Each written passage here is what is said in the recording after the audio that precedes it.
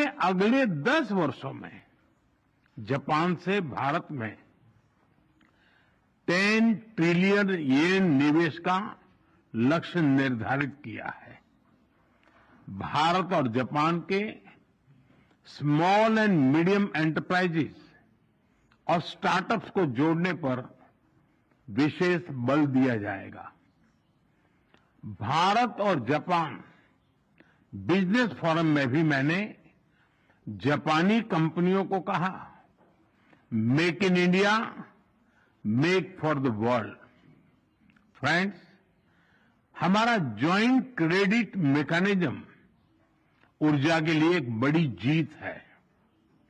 It shows that our green partnership is as strong as our economic partnership. इसी दिशा में हम sustainable fuels initiatives और battery supply chain partnership भी शुरू कर रहे हैं। हम economic security cooperation initiative launch कर रहे हैं। इसके तहत क्रिटिकल और स्ट्रेटेजिक क्षेत्रों में एक व्यापक अप्रोच के साथ आगे बढ़ा जाएगा। हाई टेक्नोलॉजी के क्षेत्र में सहयोग हम दोनों की प्राथमिकता है।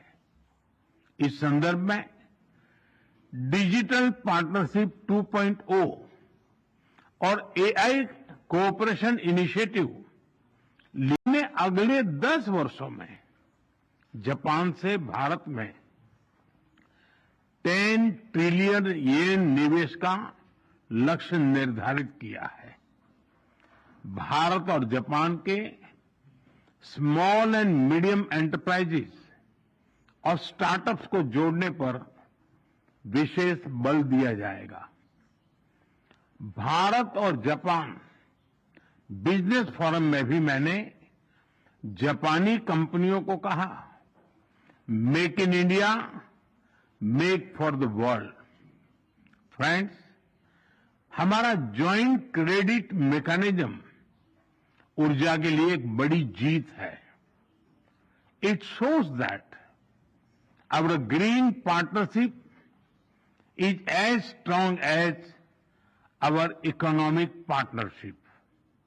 इसी दिशा में हम सस्टेनेबल फ्यूल्स इनिशिएटिव्स और बैटरी सप्लाई चेन पार्टनरशिप भी शुरू कर रहे हैं। हम economic security cooperation initiative launch कर रहे हैं। इसके तहत क्रिटिकल और स्ट्रेटेजिक क्षेत्रों में एक व्यापक अप्रोच के साथ आगे बढ़ा जाएगा। हाई टेक्नोलॉजी के क्षेत्र में सहयोग हम दोनों की प्राथमिकता है। इस संदर्भ में